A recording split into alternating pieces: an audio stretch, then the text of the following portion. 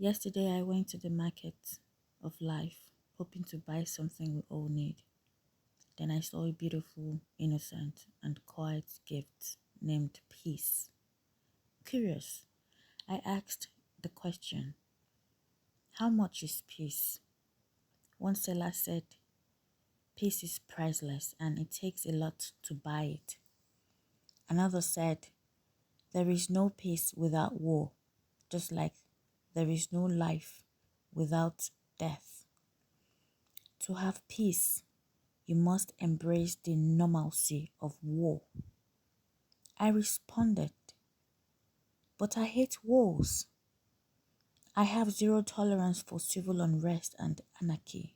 Why should war and civil unrest be the answer to peace? Even in this age and time when we have all available means to engage in reasonable conversations and negotiations, why should we lift arms and pull the trigger? I am an empath and it is always hard for me to live as though everything is okay. What I hear and see affects my feelings and thoughts. I feel guilty when I act like I don't know what's happening around me or when I decide to shut down the media and focus on my life. Why is it hard to simply live as one family, irrespective of status and race? Why is it hard to observe and live in good faith and peace towards all nations? Why can't we learn to compromise and cultivate peace and harmony with one another? I have passively observed the wars and civil unrest in great nations like Russia, Israel, Palestine, Ukraine, and it is so numbing to say the least. What do humans want? Are we born to kill each other? Are there no better game to life than fighting ourselves? These wars and Palestine and Israel, for instance, is so disturbing. And I shared same sentiments with the Russian and Ukraine wars too. From the evolutions of the earth, I know wars are used to influence a new order of things and to channel human causes in terms of economic, social, and political desires. But it is so sad to see human conflicts riddled with senseless killing of our women and children and unimaginable acts of violence against our menfolk. The innocent lives lost, the women and children taken away from their families, our homes and lifestyle displaced, and it is a tragedy that I can't begin to fathom or process what it feels like to live in such restless environment. Now, in the midst of this chaotic situation, it is difficult to understand the motivations of those who perpetrate such inhuman acts because I just wonder how any sane institution can justify the intentional harm inflicted upon the masses. Citizens vote and hope that those in power will fend and defend them, but most times the reverse is the case. These whole wars that are found on the basis of religion, politics, and selfish interests are so despicable, and it defies the very essence of humanity. Or are we trying to depopulate the world? As I know, religion is meant to be a source of solace, guidance, and love, but humans have changed its course to become a battleground for divide and hate.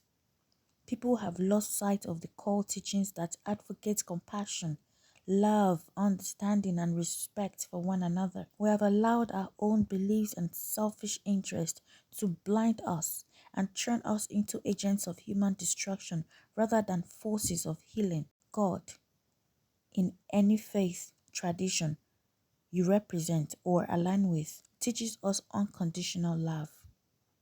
Love is a universal message that transcends our fears, boundaries, cultural borders, and religions.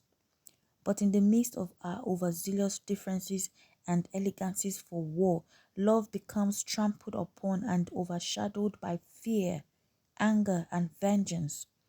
Like a little baby, love is innocent, peaceful, and vulnerable.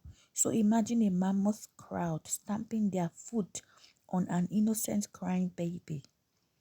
That's what we all do when we don't live and act in love. Now, let me address people who are fortunate enough to live in more stable locations and regions.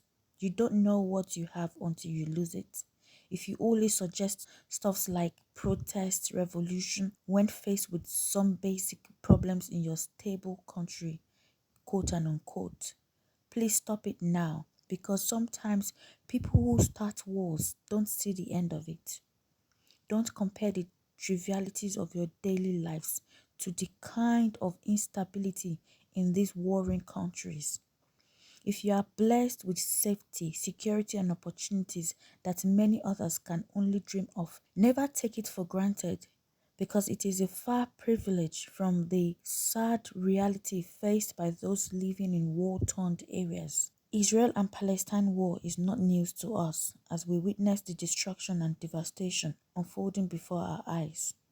With social media headlines, it becomes increasingly difficult to find the right words or prayers to express our sorrow. The fear and pain endured by the innocent victims are unimaginable to those of us watching from afar. It is a pain that pierces the soul and leaves us searching for answers and asking many endless questions.